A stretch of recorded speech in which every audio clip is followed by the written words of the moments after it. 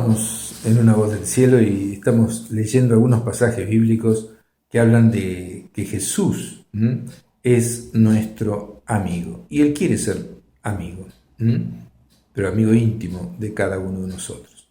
Dice San Juan capítulo 15, versículo 13, nadie tiene mayor amor que este, que uno ponga su vida por sus amigos.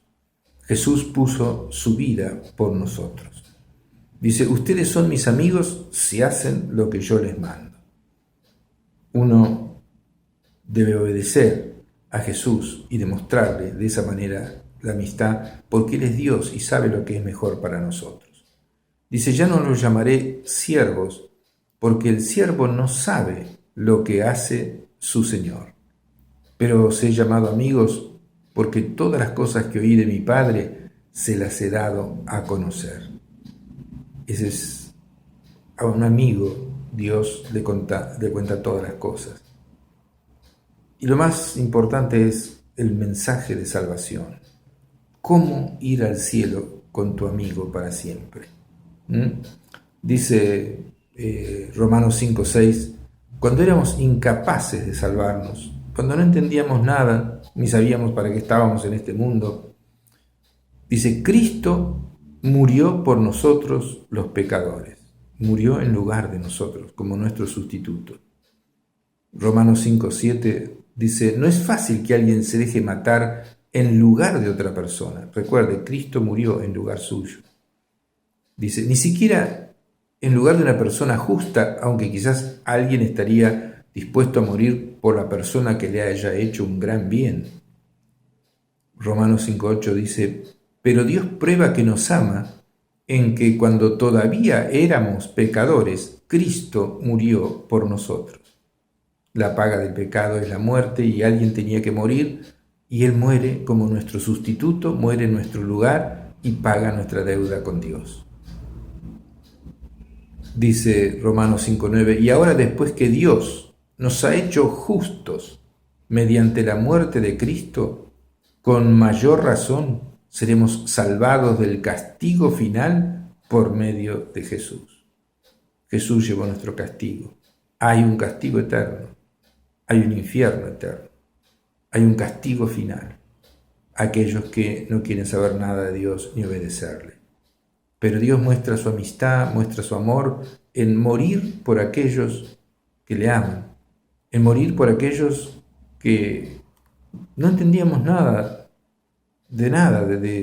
ni de religión, tal vez.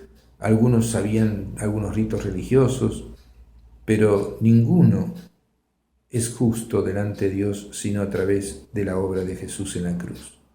Dice la palabra de Dios en Eclesiastés 7:20, no hay justo en la tierra que haga siempre el bien y nunca peque. No existe. Entonces Cristo dio su vida por los otros pecadores. Pero Dios, dice Romanos 5:8, prueba que nos ama en que cuando todavía éramos pecadores, ahora ya somos justificados por la muerte de Jesús, Cristo murió por nosotros. Y ahora, después que Dios nos ha hecho justos, nos declaró justos porque Jesús pagó nuestros pecados, legalmente justos, legalmente sin culpa. Los pecados fueron borrados. Con mayor razón seremos salvados del castigo final por medio de Él.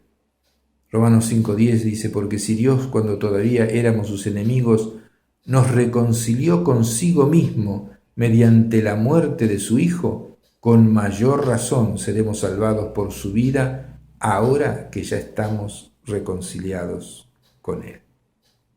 Eso lo dice en Romanos 5:10.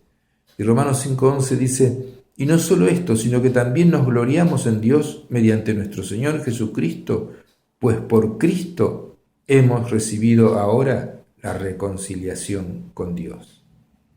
Jesucristo, al pagar nuestra deuda, al morir por nuestros pecados, Él se hizo pecado, dice la palabra de Dios, llevó nuestro pecado en la cruz, para que usted y yo podamos tener salvación y vida eterna. Entonces Romanos 5:1 dice, justificados pues por la fe, tenemos paz para con Dios por medio de Jesucristo. Justificado es alguien que ya ha sido declarado justo, aunque tengamos defectos. Pero Dios pone el sello de justicia en nosotros. Legalmente somos justos, porque Cristo pagó el pecado de todos nosotros. Pero se hace efectivo en aquellos que lo creen, se arrepienten, creen en el Evangelio, que significa estas buenas noticias, que Cristo murió en lugar de nosotros, y reciben a Cristo en su corazón. Primer capítulo de San Juan, capítulo 1, versículo 12, dice: y a todos los que lo recibieron, a los que creen en Él, les ha dado el derecho de ser hijos de Dios. A los que lo recibieron. Por eso uno tiene que hacer una oración de entrega de nuestra vida y de pedirle a Jesús que entre en nuestro corazón. Usted puede hacerlo. Dice la Biblia: todo aquel que invoque el nombre del Señor será salvo. No será condenado. De tal manera amó Dios al mundo que ha dado a su Hijo único, para que todo aquel que en Él cree no se pierda, sino que tenga vida eterna. Porque Dios no envió a su Hijo al mundo para condenar al mundo, sino para salvarlo. Todos pueden ir al cielo. Cristo ya pagó el pecado de todos. Tenemos que compartir estas buenas nuevas. Por eso Jesús dijo: vayan por todo el mundo y compartan estas buenas noticias. Compartan el Evangelio a toda criatura. El que creyere será salvo, el que no creyere será condenado. Eso está al final del Evangelio de San Marcos. Lea San Marcos capítulo 16 y ahí está eso. Entonces, Jesús, vamos a hablar un poquito de Jesús. El primer rasgo que observamos sobre Jesús es que era como uno de nosotros. Era el Rey de Gloria, el eterno Hijo de Dios. Él estuvo presente en la creación del mundo. Sin embargo, no hizo su entrada como un emperador victorioso, sino como un niño de una aldea pequeña y como un niño indefenso. Nacido y crecido en las circunstancias más humildes. Él fue quien, siendo por naturaleza Dios, no se aferró a ser Dios. Por el contrario, se rebajó voluntariamente, tomando la naturaleza de siervo y haciéndose semejante a nosotros los humanos, dice Filipenses capítulo 2, versículos 6 y 7. Él llamó a los hombres del pueblo, pecadores, comerciantes, gente sencilla. Muchos de sus seguidores fueron mujeres, a pesar de que en aquella época y cultura a las mujeres, digamos, no se las tenía en cuenta para nada. Él amaba a los niños y él le correspondía su afecto. Cuando alguno de sus seguidores trataba de impedir que los niños le rodearan, Jesús le dijo: dejen a los niños que vengan a mí y no se lo impidan, porque el reino de los cielos es de quienes son como ellos. Fueron campesinos y pescadores quienes escucharon atentamente las enseñanzas de Jesús, y él colocó sus enseñanzas poco comunes en paquetes comunes. Al hablar sobre sembradíos, sobre redes de pescadores, trabajo en los viñedos, celebraciones de bodas, en cada aspecto Jesús era uno de nosotros. También podemos hablar de su compasión. Jesús caminó entre gente común con un amor extraordinario. Dice la palabra de Dios que al ver las multitudes tuvo compasión de ellas, porque estaban desamparadas y dispersas como ovejas que no tienen pastor. Eso está en San Mateo capítulo 9, versículo 36. Él miró a las masas, a las muchedumbres. Muchos sufrían de enfermedades, otros estaban sucios, otros gritaban y demandaban atención inmediata, y él tuvo compasión de cada uno de ellos.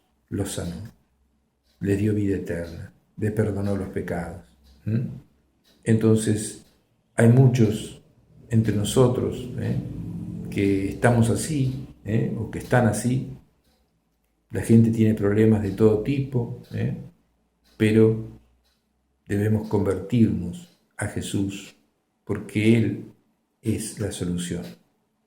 Jesús nos mira a usted y a mí y no siente nada más que amor y deseo de que nos entreguemos a Él, que entreguemos su vida a Él. Hace 2000 años las multitudes llegaron ante su presencia y supieron inmediatamente cuánto los amaba Jesús.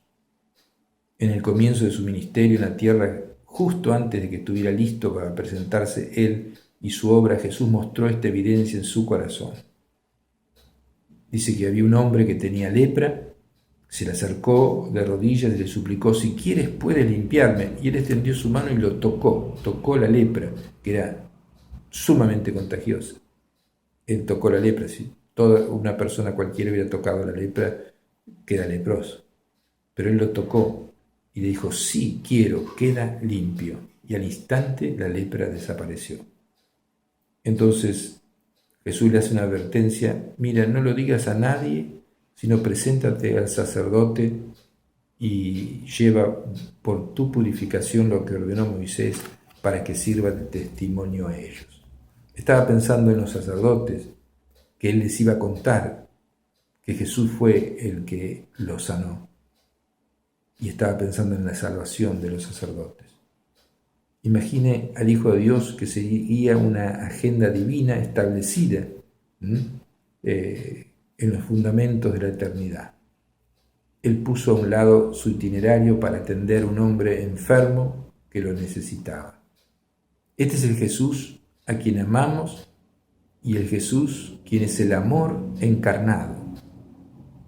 Juan nos dice que Dios es amor, en 1 Juan 4, 8, 16. Y esa cualidad, más que cualquier otra, nos resume a Jesucristo. Él es amor.